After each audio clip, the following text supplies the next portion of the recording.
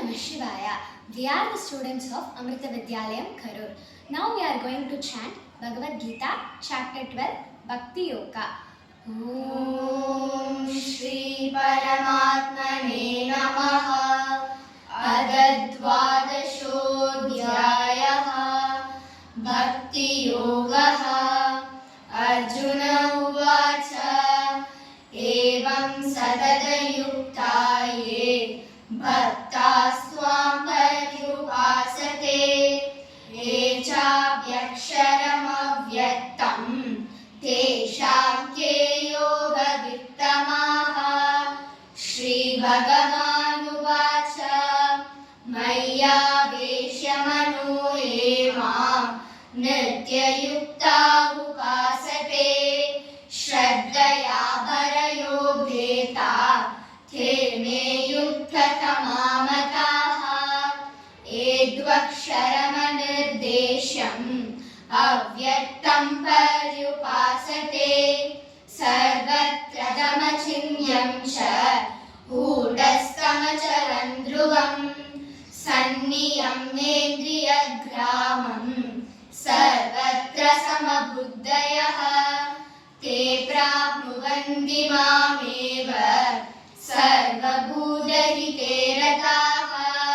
Kleshodikatarastesham Avyaktasartachedasam Avyaktahigadirdukkam Dehabhadviravapyate. Etu sarvani karmani Mayi sanyasya matparaha.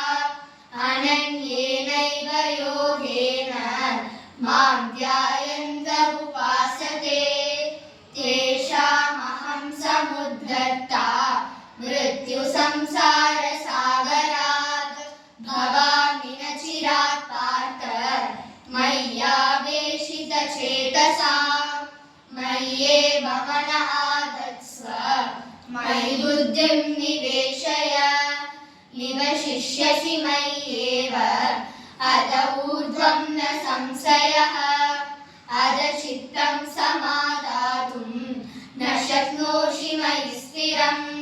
Abhyasa yogena tato Mamikshātum dhananjaya. Abhyasebhya samarthosi Matkarma paramo bhava. Madarthamabhi karmani Kurvan siddhimavapsyasi.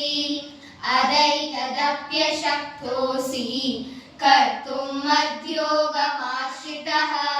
Sarvakarma balatyagam Tatat guru yadatmahan. Shreyo vijnanam abhyasat Jnanadhyanam vishishyate. Jnanat karma balatyagaha Tyagat shantiranandaram. Advesha sarvabhutanam Maitrak karuna evacha. Nirmamo nirahangaraha Samadukka sukakshami. Santushtas satatam yogi Yadatma dhrida nishchayaha.